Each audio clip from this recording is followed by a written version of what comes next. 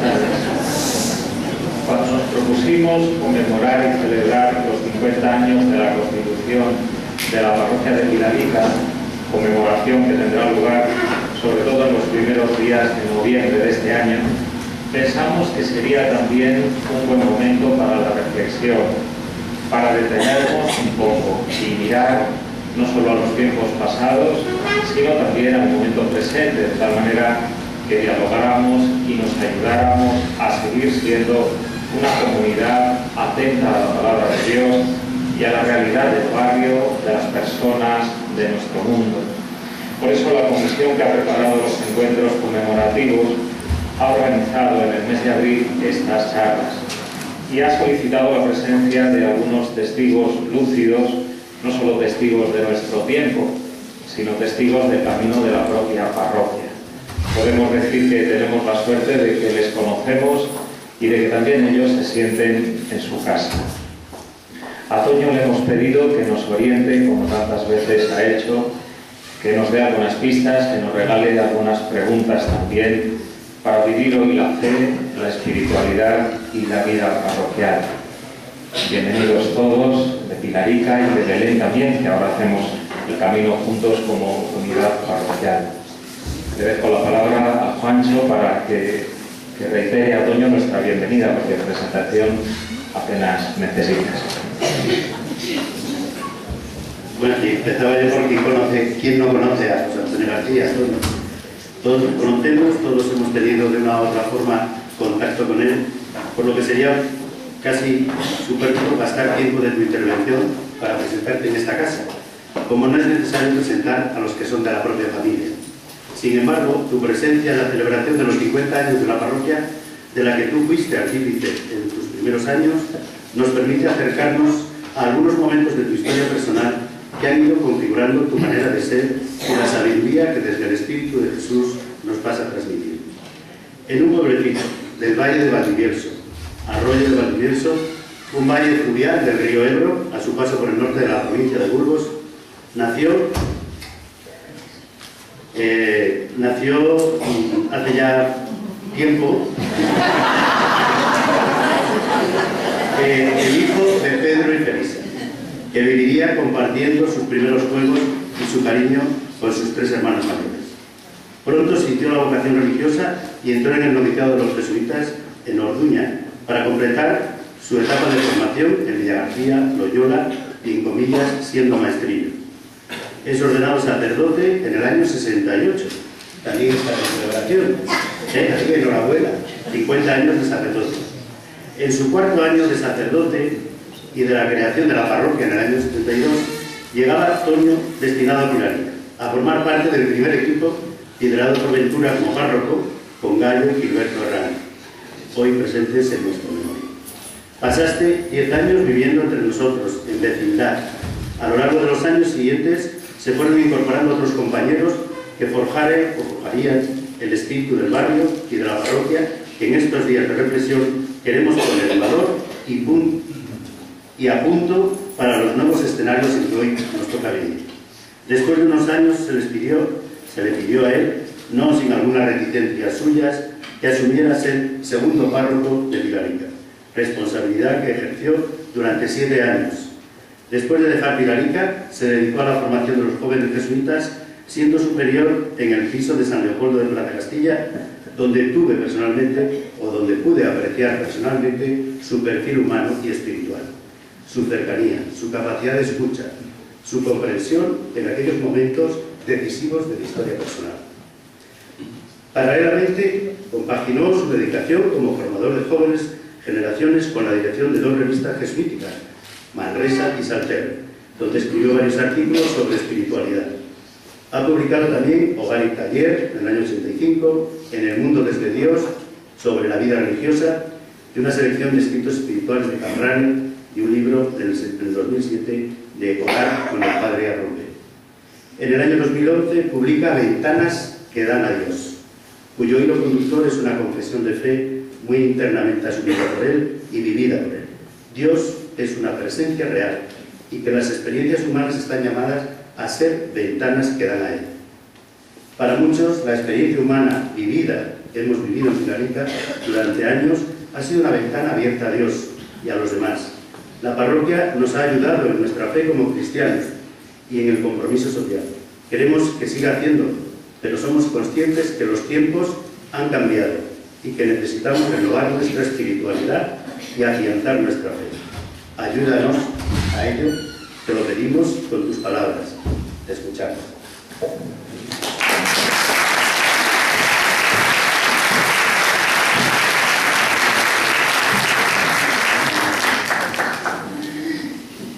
Muchas gracias a Juancho por su presentación y encantado de estar con todos vosotros esta tarde. Cuando llegué a Pilarica, 2 meses después de las templas, acababa de hacer 34 años y ahora tengo 80, así que ha pasado mucho tiempo desde entonces. Pero muchas veces he pensado, no una vez sola, sino muchas. ¿Se le oye bien? Sí. Por la cámara. Venga, así. Muchas veces he pensado que los 10 años que pasé en Pilarica con vosotros han sido los 10 años más decisivos de mi vida. Y fundamentalmente no es por lo que hice, sino por lo que recibí en medio de vosotros. Esto es verdad. En aquel entonces el contexto social, político y religioso era muy distinto al de ahora. Era mucho más conflictivo, etc. Tanto en aquel momento hicimos lo que nos parecía que había que hacer, tanto en la transmisión de la fe como en la presencia pública de la parroquia en el barrio, con sus limitaciones, aciertos y desaciertos. Y lo hicimos empujados por la fe en Jesucristo y mantenidos por una determinada espiritualidad. La pregunta que se me ha planteado ahora no es por el pasado, es más bien por el presente y por el futuro. Es decir, ¿qué espiritualidad y qué fe serán capaces de mantener viva la parroquia de Pilarica Belén como una fraternidad en torno al Señor, en torno a Jesús, como una comunidad en salida, no autorreferenciada hacia sí misma, no encerrada, como una vida parroquial que haga presente aquí en Pilarica y Belén la Iglesia de Jesucristo? ¿Qué fe y qué espiritualidad van a hacer posible eso, ahora y en el futuro? A esta charla, además de lo de mañana de calzada José Manuel, le van a seguir otras 2 de Salvo y quisiera decir esto, que lo que diga hoy tiene que ser entendido dentro de lo que digan ellos. Esta charla podría ser la tercera perfectamente. Si Sabo va a hablar sobre la transmisión de la fe y Cipri sobre la presencia pública de la parroquia en el barrio, lo que yo voy a decir se entiende solo dentro de eso, no aparte de eso. No está por una parte la vida de fe y la espiritualidad y por otra la transmisión de la fe y la repercusión de la parroquia en la vida pública. Están dentro, manteniéndolo, sosteniéndolo. Lo importante, por tanto, en todo caso, es que la pregunta por la fe y la espiritualidad esté hecha desde el interior de nuestro compromiso parroquial, no en paralelo a él. Segunda nota previa sobre fe y espiritualidad, sobre esos 2 conceptos. Una pregunta que me hago muchas veces a mí mismo: ¿quién está o qué hay al otro lado de mi vida de fe? Hay quizá un conjunto de ideas, o o hay un programa de transformación, o hay alguien, un tú capaz de comunicarse y capaz de comunicarnos con él. Porque la fe cristiana no tiene al otro lado un sistema de ideas, no es tampoco, entenderlo bien, un programa de transformación, es fe en Jesucristo que tiene un programa y en Dios que tiene una causa en el mundo, en Dios cuya causa está en el mundo. Creo en Jesús, creo a Jesús. Dice más la segunda fórmula, creo a Jesús. Es decir, le recibo, me adhiero a Él en su forma de ver y relacionarse con Dios como Padre. Creo a Jesús en eso. Y creo a Jesús en la idea que tiene sobre la vida humana, sobre en qué consiste ser hombre, mujer o comunidad cristiana en el mundo.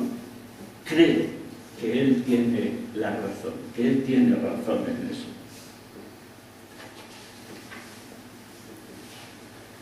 La fe en Cristo conlleva la adhesión a Él y la confianza en Él.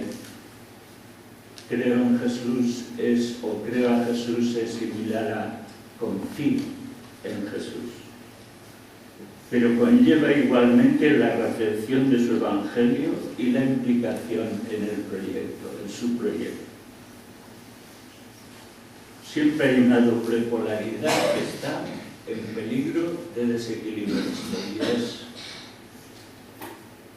o una fe que se dirige intensivamente a Dios, pero a un Dios sin mundo, y ahí están todos los espiritualismos que ha habido en la historia y que puede haber ahora mismo. O atención, una fe que se dirige a un programa, pero sin Dios.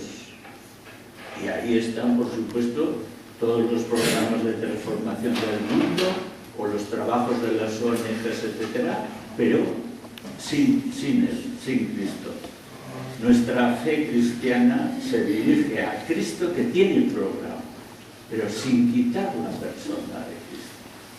O a Dios que tiene su reino en el mundo. Y eso está siempre en peligro de desequilibrarse, o por el espiritualismo, o por un compromiso en el mundo, que es posible, por supuesto, a los no creyentes, agnósticos, etcétera, y está muy bien, pero que no es la idea cristiana completa. Por lo que respecta al término espiritualidad, pocos conceptos hay tan acordeón, como es un término que está de moda. Pero el año pasado, hace unos años, apareció en Francia un libro que se titulaba Espiritualidad sin Dios. Es decir, se puede tener una espiritualidad creyente, religiosa, y se puede tener una espiritualidad sin Dios.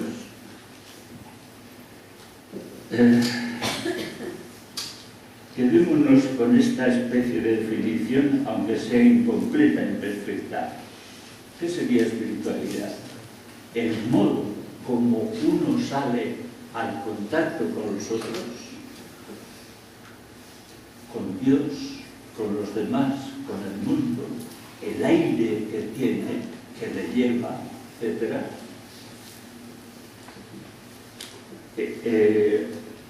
A la búsqueda de un significado de la vida, etc. Si hablamos de espiritualidad cristiana, estamos entendiendo entonces que ese modo de salir al mundo, salir de nosotros mundos hacia los demás, está inspirado en el modo como salió Jesús de sí al encuentro con la gente de entonces. Es decir, que nuestro modo de salir al mundo y de estar en el mundo y relacionarnos con Él y con la gente es como el de Cristo. En aquel pasaje de Lucas 4 que tantas veces hemos leído y meditado, se dice: el Espíritu de Dios está sobre mí, Él me ha enviado. Eso lo dice Jesús de sí mismo. Pues eso podríamos decir nosotros también. El Espíritu de Jesús está sobre nosotros, Él nos ha enviado. Paso a lo que podría ser el núcleo de esta charla, porque todo lo anterior ha sido como una introducción. Oportunidades de la parroquia hoy, tal como yo lo veo, pero desde aquellos 10 años de Pilarica yo no he vuelto a estar en parroquias, así que hace mucho tiempo ya que no. Entonces, un poco desde fuera, pero ciertamente muy desde dentro también, esto es lo que me parece que puedo decir. ¿Qué llamadas se dirigen hoy a la parroquia desde nuestra situación? No desde la situación del 68, sino ahora. Primero, que la comunidad parroquial sea una comunidad de memoria. Comunidad de memoria. Aclaro el problema. Una comunidad de memoria es un grupo humano, grande o pequeño, que vive de un recuerdo, de un hecho fundacional, y que ese hecho fundacional, ese recuerdo, lo pone en el centro de su vida, lo celebra, lo recuerda, vive de él.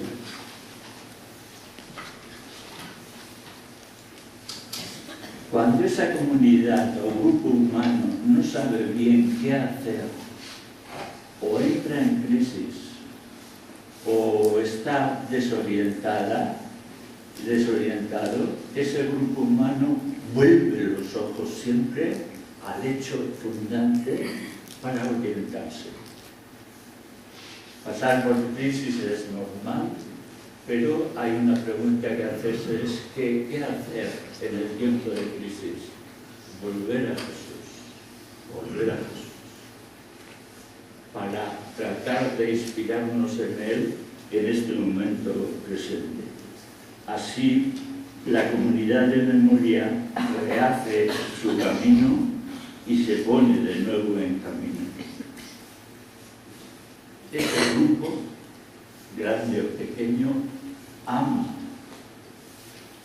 verdaderamente a la comunidad de memoria que le ha traído hasta el presente a Jesús. La ama. Hay muchas razones, muchas, yo las entiendo todas, para desconfiar de la Iglesia, etcétera, etcétera, pero hay una razón para amarla, y es que sin ella, desde la Iglesia de los Apóstoles, pasando por el Renacimiento, etcétera, etcétera, etcétera, Jesús se habría perdido en la historia. Punto. Sería como un personaje histórico más, como César, Napoleón o lo que sea, pero se habría perdido como... Esta es la razón fundamental para amar y querer a la Iglesia como una comunidad de memoria.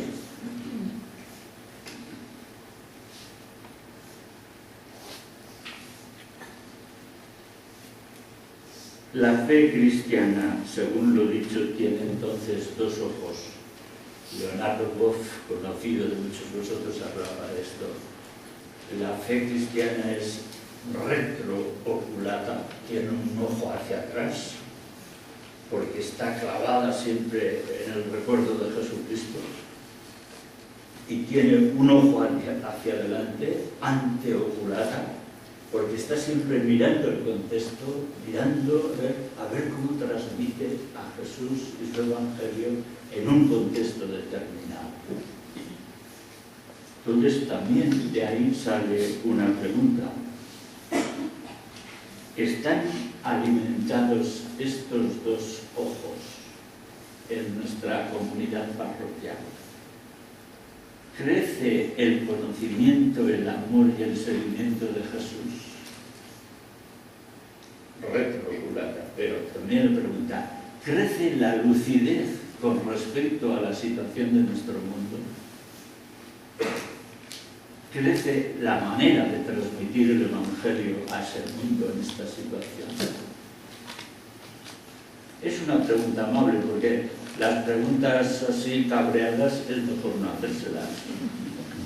Sí, claro, porque no llevan a ningún sitio, pero uno se pregunta, si es cierto que la fe tiene dos ojos, uno fijado en Jesús y otro fijado en los contextos en que vivimos, esas dos miradas crecen, o están estancadas, o se han quedado ahí, como si el tiempo no avanzara, como si nada cambiara, etc.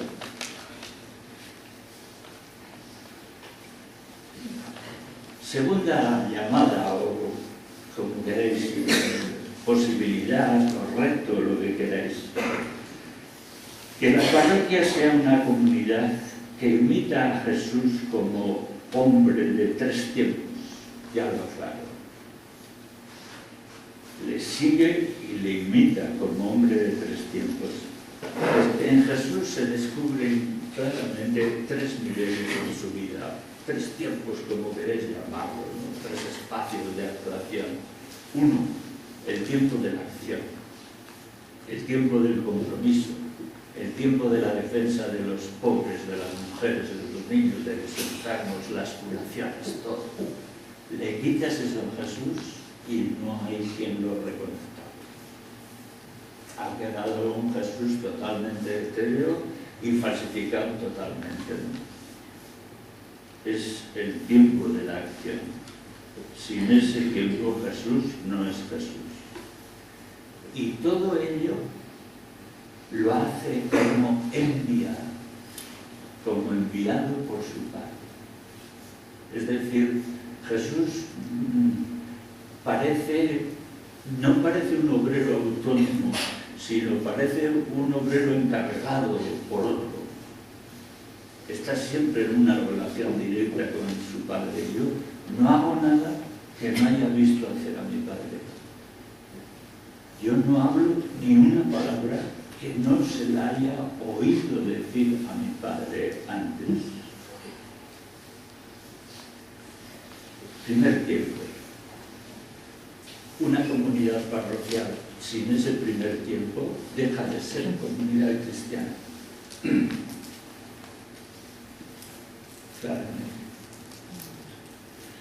Pero en Jesús se descubre un segundo tiempo, un segundo nivel, que son sus marchas solitarias al monte.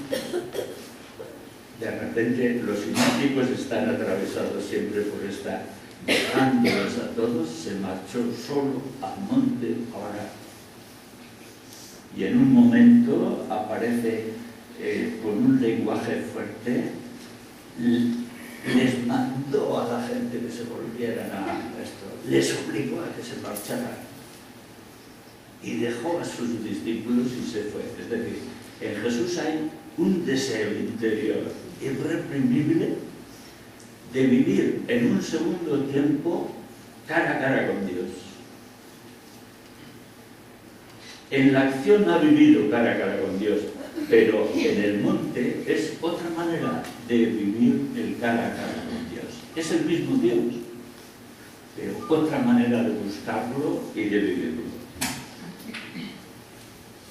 Amigos, amigas, sin este segundo tiempo, Jesús no es Jesús. No es Jesús. Exactamente igual que sin el primero tampoco es Jesús. Jesús que encuentra a Dios mientras va de camino, a veces se sale del camino para encontrar a Dios. Al mismo Dios encontrado de otra manera.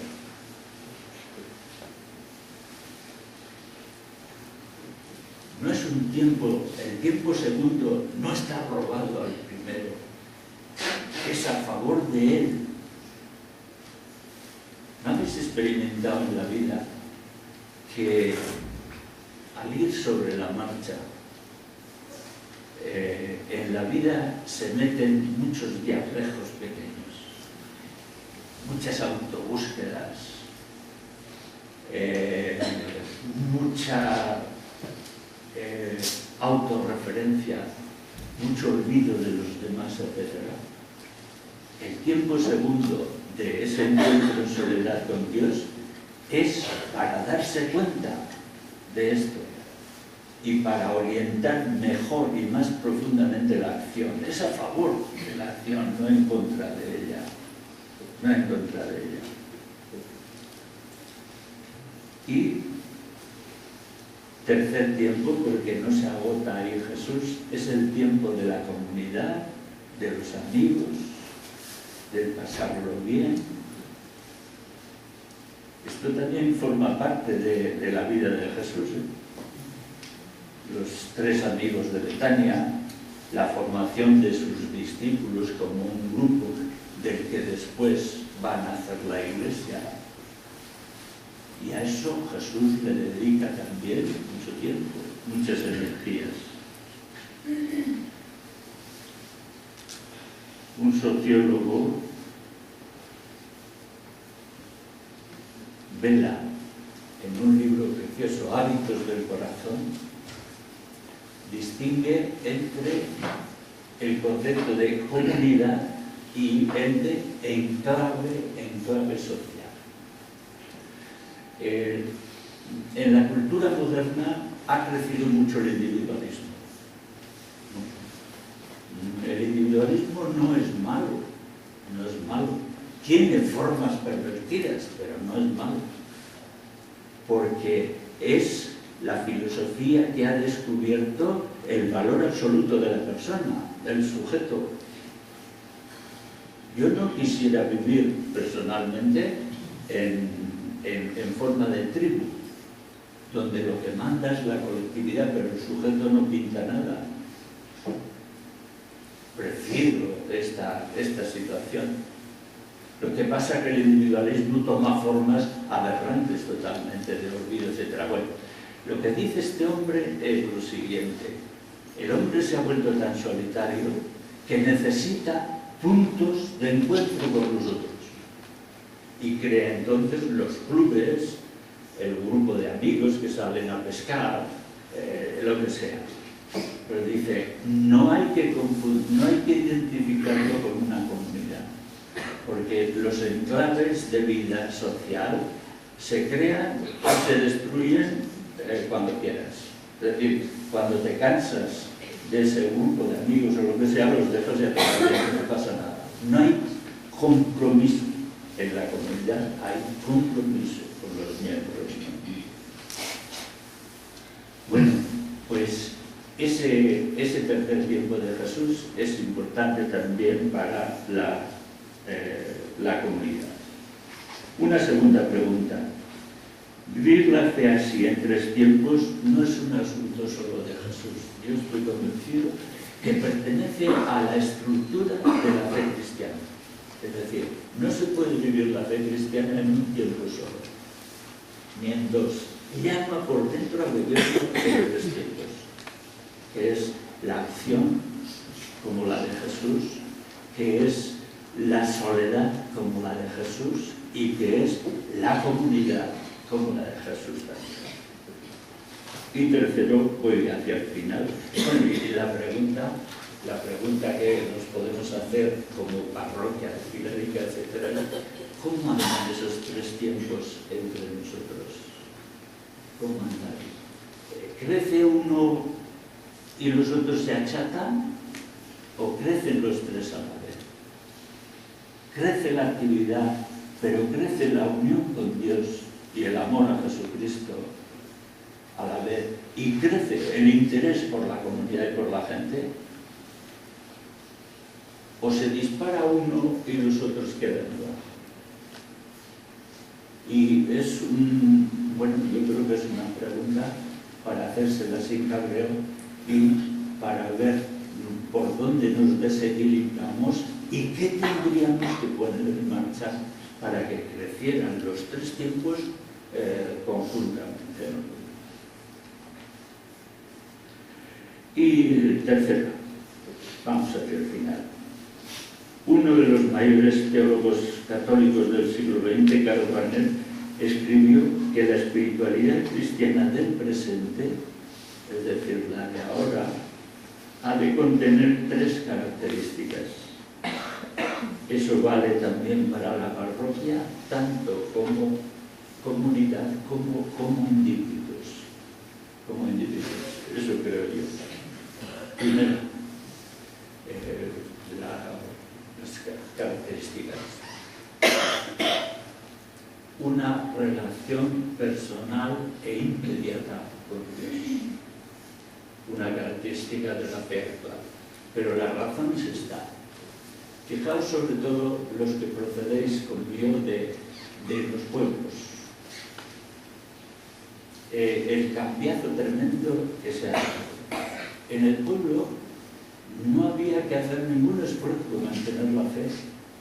¿Por qué? Porque estaba tan apoyada socialmente que ella misma se mantenía. Y si había alguno increyente era como un bicho raro. ¿Por qué? Estaba sostenida, se acabó. Hoy la fe cristiana no está sostenida socialmente. Y por eso dice Rahner, cuando no hay apoyos estructurales para la fe, o tienes una experiencia que él llama experiencia mística de encuentro con Dios, o si no, probablemente la fe irá derivando poco a poco en no fe. En no fe. Fijaos que en todo ello no quisiera en absoluto un respeto inmenso hacia los que no participan de la fe cristiana, inmenso, porque creen que no pueden participar, etc. Pero los que sí estamos interesados, tenemos que ser lúcidos con esto. Tenemos que ser lúcidos. Al aparecer los apoyos de la fe y al haber un pluralismo grandísimo de opiniones, de posturas, etc., o hay una experiencia personal honda de encuentro con alguien, con un tú, o si no, esa experiencia cristiana irá para abajo. Rahner lo expresaba así, con una frase que se ha repetido mucho: el cristiano del futuro, que ya es presente, o será un místico o no será cristiano, dejará de ser cristiano. Esta frase tiene muchos prendegues, porque el artículo donde Rahner escribe eso habla de tres condiciones, de tres características, y siempre citamos una sola. Y esta, cuando se la cita sola, puede favorecer también espiritualismos desarrollados. Ese es el asunto. Hay que hablar de tres, no de una. Pero esta ciertamente es importante. Pero no se trata de la experiencia de encuentro con un Dios cualquiera, es con el Dios de Jesucristo, que vive esencialmente vuelto al mundo, como el resucitado. Es esencialmente respectivo al mundo.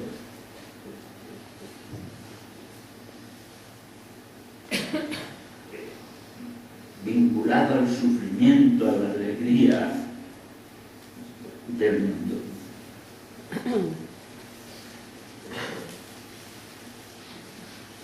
Segunda, aquí viene una cosa, que la implicación en el mundo sea espiritualidad, es decir, que no se produzca una separación entre espiritualidad aquí, que tiene sus cultivos con la misa dominical, quizá un rato de oración de vez en cuando, etc. Esto es, y aquí está mi profesión, mi trabajo, mi compromiso en el barrio, etc. Pero son dos cosas en paralelo, no tienen que ver ni hablar. Estamos llamados a que la implicación en el mundo sea un proyecto espiritual también, es decir, un lugar donde encontramos a Dios, donde le amamos, donde nos dejamos amar por Él, donde nos unimos a su proyecto y a su sueño sobre el mundo. Ahí. Sí. En los templos griegos y romanos había un pasillo largo que daba a un recinto que era el fanum, lo sagrado. Allí estaba la divinidad. Y el profano era el camino de llegada, que estaba fuera del templo, ¿no? Es decir, existía lo santo y lo no santo. Se acabó. Todo es sagrado. Todo. En todo estamos llamados a encontrar a Dios,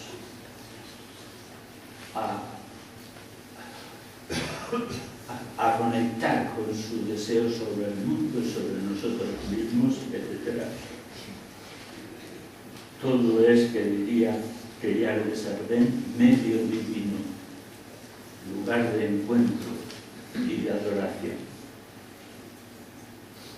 Y el lenguaje de Ignacio de Loyola suena la cosa así: es preciso buscar y hallar a Dios en todas las cosas, a Él en todas amando y a todas en Él. Es decir, la meta es, cuando te relacionas en horizontal, por decirlo así, con las realidades del mundo, se te invita a que encuentres a Dios en ellas y te unas a Él. Y cuando en la verticalidad de la oración, por hablar de alguna manera, te encuentras con Dios, encuentra al mundo en Dios, no a Dios solito, que encuentra al mundo en Dios. ¿Cómo vamos de tiempo?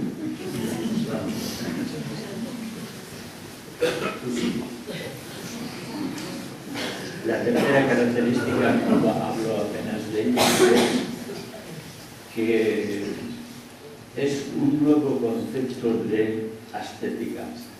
Dice Ranner: como quieras vivir así, no hace falta cilicios y disciplinas, pero tendrás que disciplinar mucho tu libertad. Tendrás que ser muy serio para no distraerte del camino, que diría el Papa, porque si no, no mantendrás fija la libertad que has querido. Entonces, son las tres características a la vez, no una. Y por fin, ya la pregunta sería, pues ¿cómo avanzan? ¿Avanzan las tres a la vez, estas tres características? Una experiencia honda de Dios como un tú, no como una fuerza, como un tú, infinitamente distinto de nosotros, pero con la característica del tú libre y amable. Esa es la primera. Segunda, que nuestra actividad en el mundo sea una actividad ella misma espiritual, es decir, que sea el lugar de encuentro con Dios a la vez de servicio a los demás. Y la tercera, eso requiere una nueva ascesis, que no está hecha de cilicios, sino de renuncia a muchas cosas en favor de una. Bueno, a modo de síntesis y conclusión, ¿qué ve ese ojo hacia adelante de la fe en la cultura israelí? ¿Qué ve? Hay un libro por ahí que se llama Pronóstico de la Fe, que sitúa así: ve un tipo de hombre y mujer, así lo llama él, deprimidos por debajo de sí. Es decir, el hombre y la mujer actuales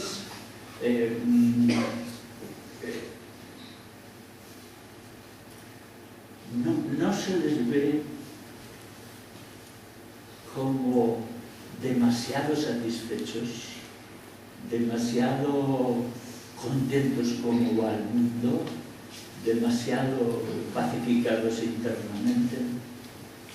Hablando históricamente, podríamos decir, el hombre del Renacimiento es un hombre optimista, porque crece la técnica, pero crecen también las esperanzas. En este mundo nuestro crece el optimismo tecnológico, pero el cultural no.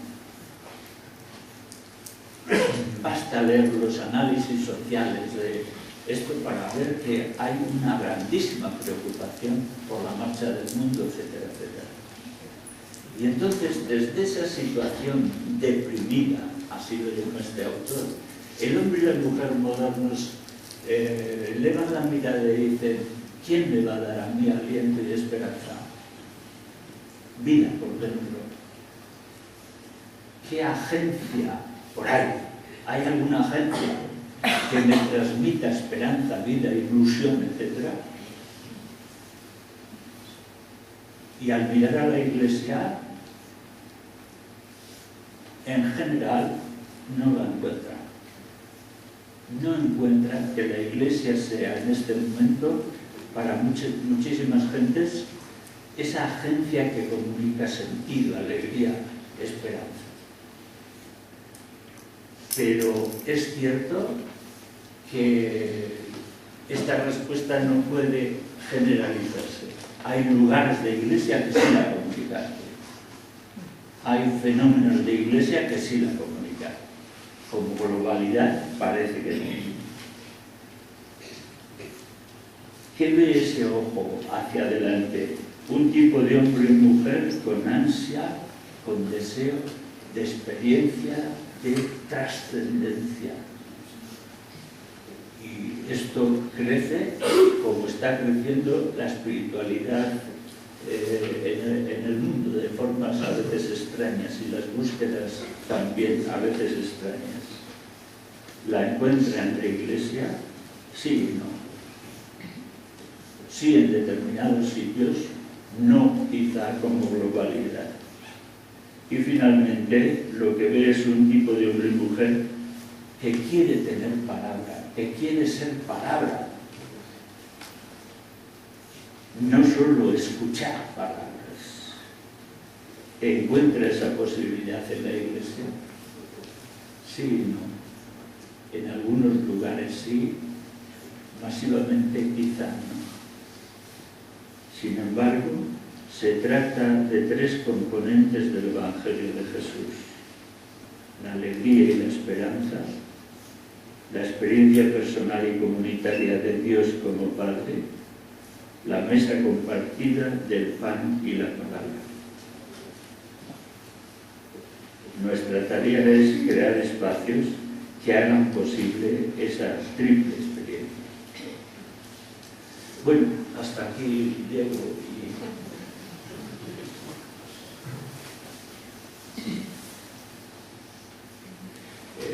Mi impresión al escribir esto era que todavía se queda como lejano, bastante lejano a los aterrizajes prácticos, pero yo no puedo avanzar más abajo, porque más abajo tiene que avanzar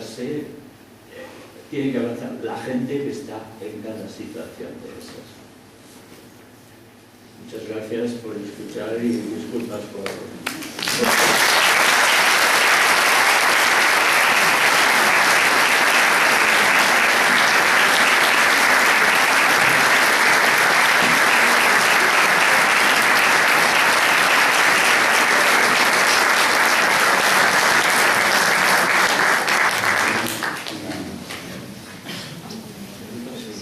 Tenemos un tiempecillo. Si alguien quiere, al hilo de lo que hemos escuchado y su propia experiencia, comunicarnos algo, preguntar algo, aportarnos alguna idea, pues el micrófono está abierto. Sí, Usted ha hablado en esos 3 puntos una parroquia con memoria. Sí,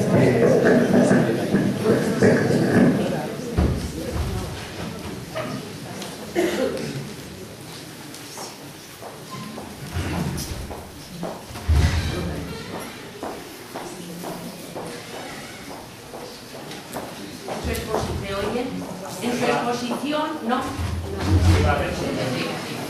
Ahora, perdón, usted ha sacado en estos puntos, primer punto, una parroquia con memoria. Pienso que esa memoria, ¿para qué sirve? Como evaluación, para recordar lo hecho, para qué podemos hacer hoy y qué se hace mañana. Pienso que es una necesidad para poder contemplar que esta parroquia de Pilarica, estos 50 años que usted ha vivido parte o un tiempo con ellos, ha sido un tiempo de experiencia espiritual y pastoral. Me ha encantado la exposición que ha dicho, pero ese ser memoria, ¿de verdad lo hacemos o lo queremos? Quisiera un poquito puntualizar el sentido de por qué una parroquia con memoria, padre.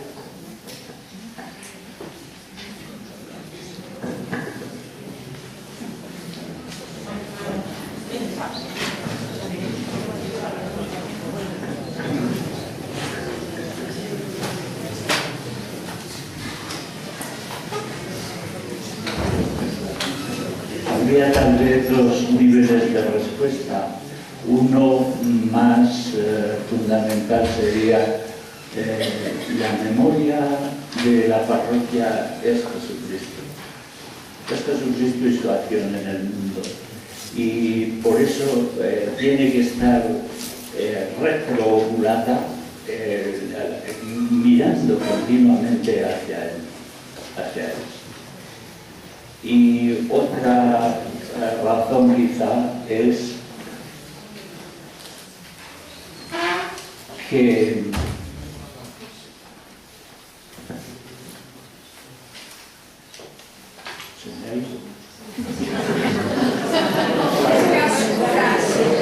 me he quedado a oscuras como la luz.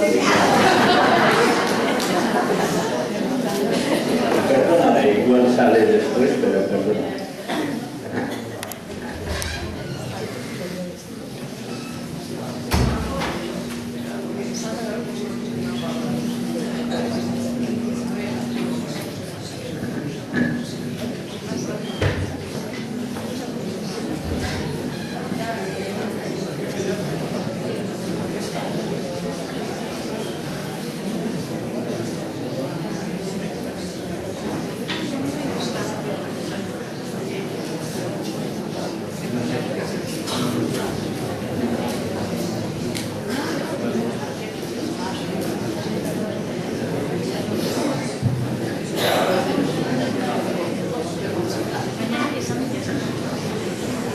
Alguien, pues, mientras no encendemos la luz no podemos salir. La luz, pues, ¿alguien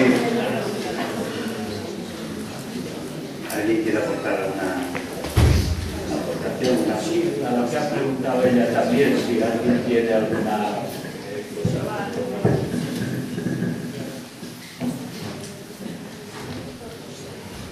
Sí.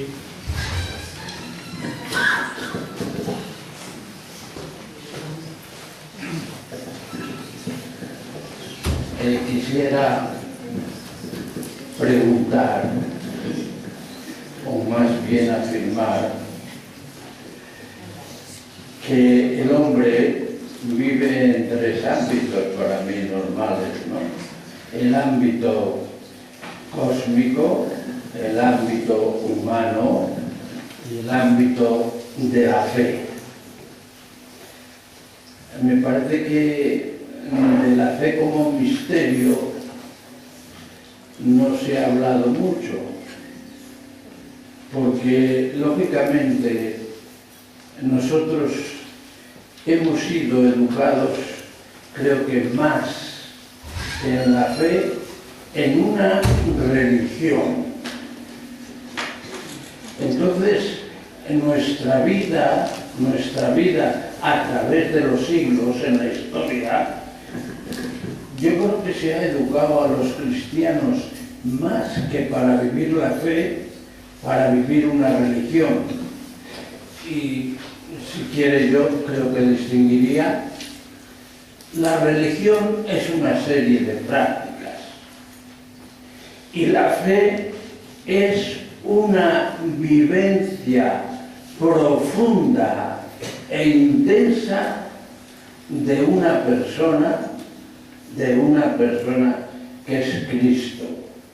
Entonces ahí estaría la dificultad de que en estos tiempos en que vivimos, perdone si me extiendo, en estos tiempos en que vivimos tenemos el sustrato y el fundamento suficiente para afrontar la vida, el ambiente en que vivimos, cuando no hemos sido educados para una fe mística.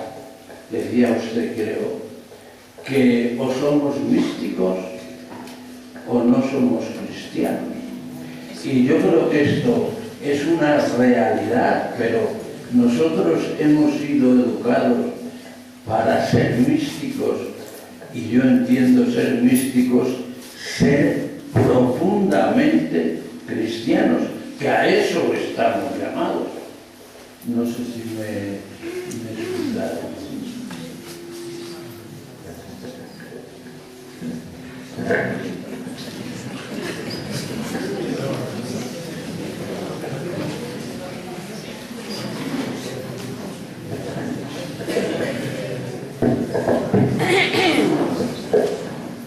Yo creo que es real el análisis que hacía usted, y eso sí.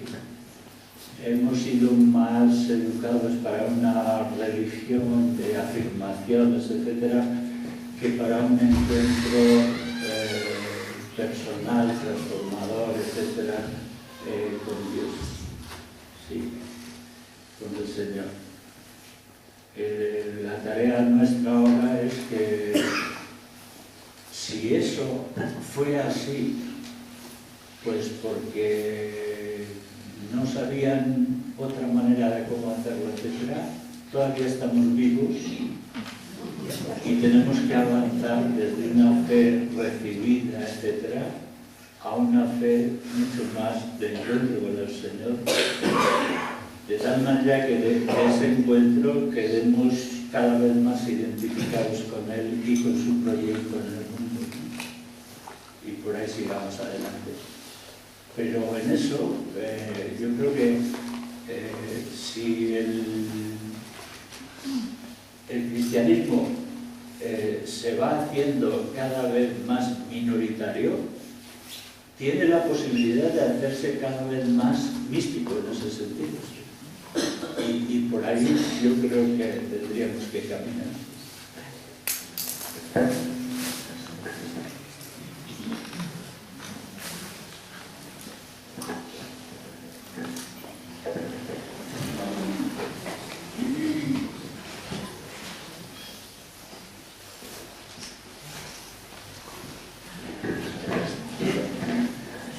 Siguiendo en esta reflexión sobre vivir místicamente el cristianismo, creo que es importante ver esos tres tiempos de que nos ha hablado, de que no solamente debe haber un aspecto aislado, sino que hay que conjugar la mística, el encuentro con Dios, que hay que conjugarlo también con la acción, sintiéndose enviado por Dios al mundo para, siguiendo el ejemplo de Jesús, servir a nuestros hermanos.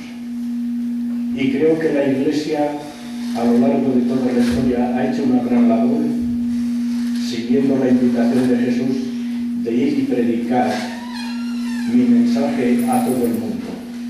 De tal manera que los cristianos, yendo cada domingo a escuchar la palabra de Dios, a recibirle en la comunión, a convivir con las personas creyentes como nosotros y dar culto a Dios, estamos cultivando la espiritualidad, pero a la vez también caer en la cuenta de cómo el Señor nos está invitando a comprometernos en el vivir de cada de cada día de la semana. Y así, precisamente, profundizando en el conocimiento de Dios y profundizando en cómo debo servir a los hermanos a lo largo de mi vida, cumpliendo su voluntad.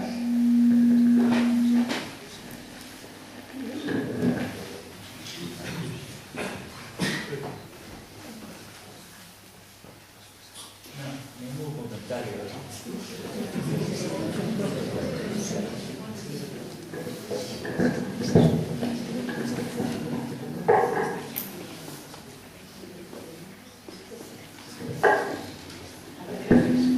No, pero yo tengo mucha voz.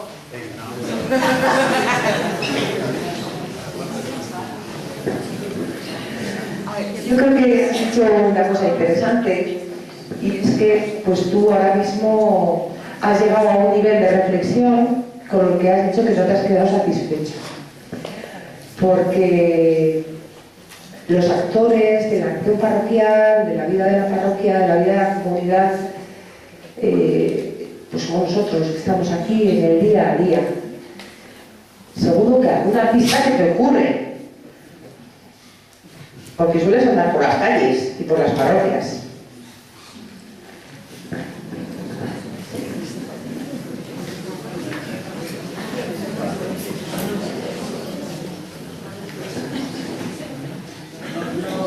No me siento yo muy inclinado en este momento a dar así consejos o pistas, porque es la verdad. En la vida parroquial aquí estuvimos juntos 10 años, pero hace mucho tiempo que cada vez estoy más convencido de que de las cosas solo se puede hablar desde dentro de ellas. Y seguramente tú estás mucho más cualificada en eso que yo para dar pistas.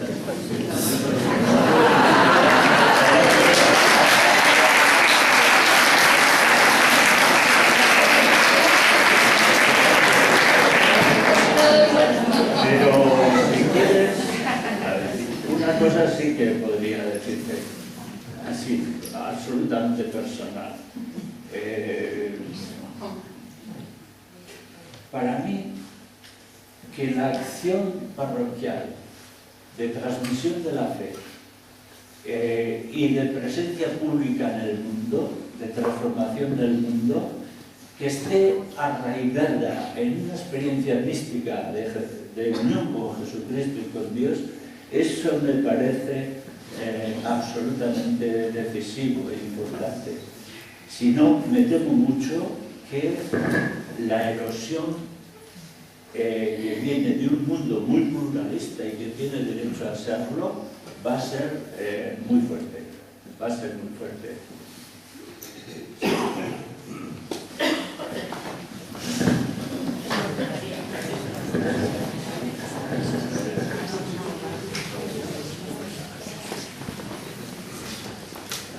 A ver, yo quiero preguntar, perdón. Sí, soy María. Bueno, aquí hay más, me parece que mi hermano y yo somos los que bajamos la media.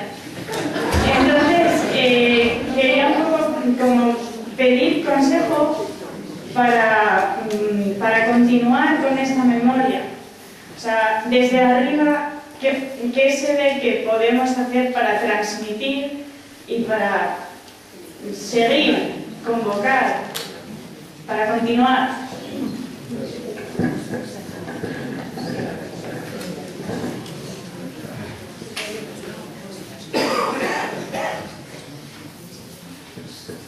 Sí, María. Yo estoy convencido, por experiencia un poco, que la fe en Jesucristo y seguirle a Él tiene un potencial de alegría, de sentido en la vida, de olvido de uno mismo, de poner en primer plano a los otros por delante de uno, etc. Que el consejo, no sé cómo decirlo, mayor sería que Cristo resucitado sea a vuestra edad una presencia que va creciendo cada vez más en vuestro corazón. Y que os llene de tal sentido y tal alegría que ello mismo, esa alegría y ese sentido, sean lo que os mantiene firmes en una situación donde va a ser cada vez más difícil mantener la fe viva, porque cada vez va a estar más erosionada por otras visiones del mundo, otras concepciones, etcétera, y esto, ¿no? Eso se me ocurre así de golpe, pero yo a estas horas no estoy nada lúcido ya. Como habréis podido ver, ya no...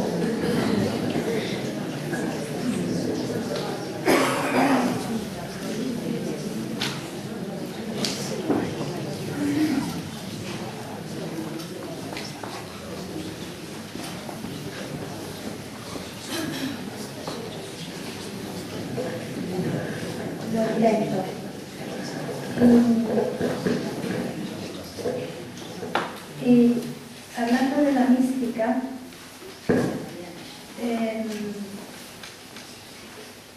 que me parece a mí que no es un esfuerzo personal tener una experiencia con Dios,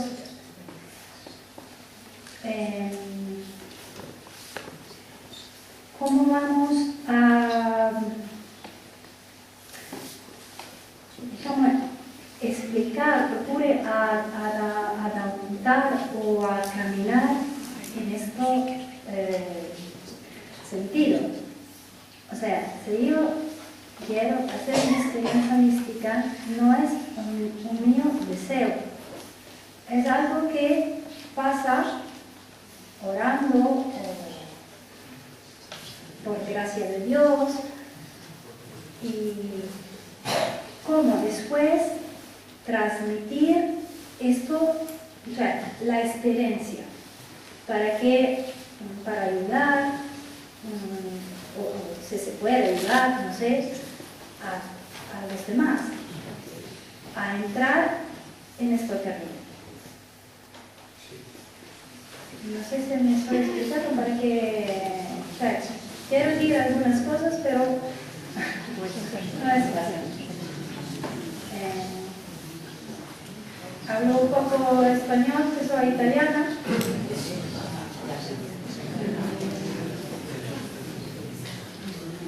Creo que una consapevolezza, no sé cómo se dice, una conciencia de ser un pecador redento ya pone la persona en relación a Dios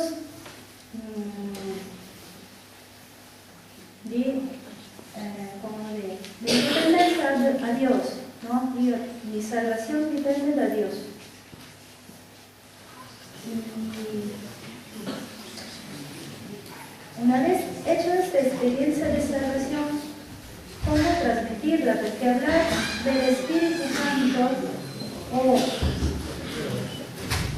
hacer comprender a los demás que una cosa la hace porque es inspirada, eso es muy difícil de acoger como realidad concreta.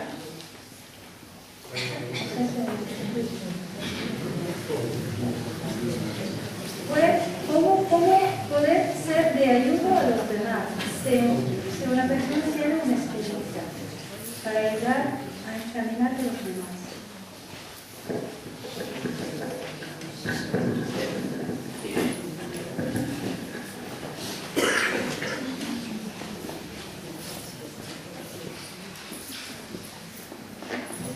Uno no puede decir, voy a tener una experiencia personal profunda de Dios.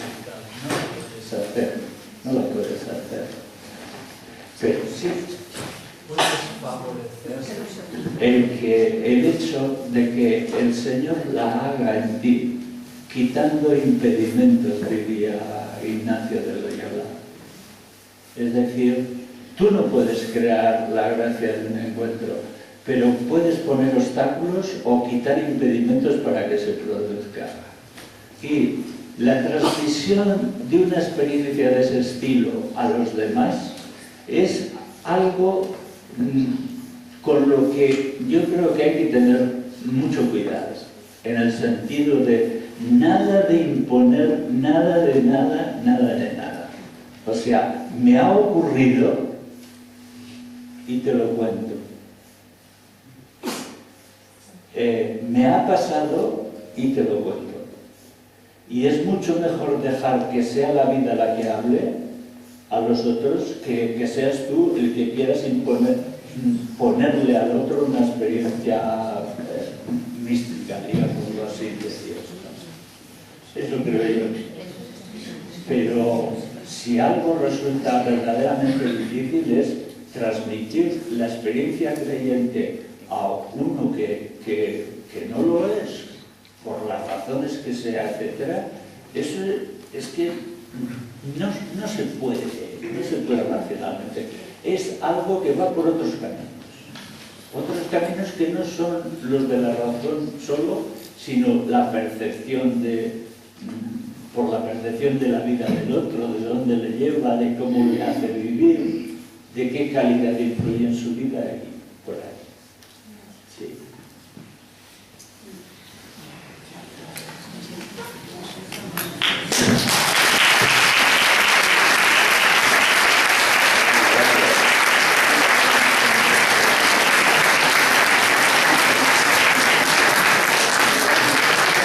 Tenemos tarea, la primera conferencia, y hay tarea, que será lo demás. De todas formas, que la inspiración, como dicen estos, la inspiración nos coja trabajando y comiendo, que vamos a tomar una copita y una pasta para celebrar este inicio de nuestra reflexión sobre la parroquia. Gracias.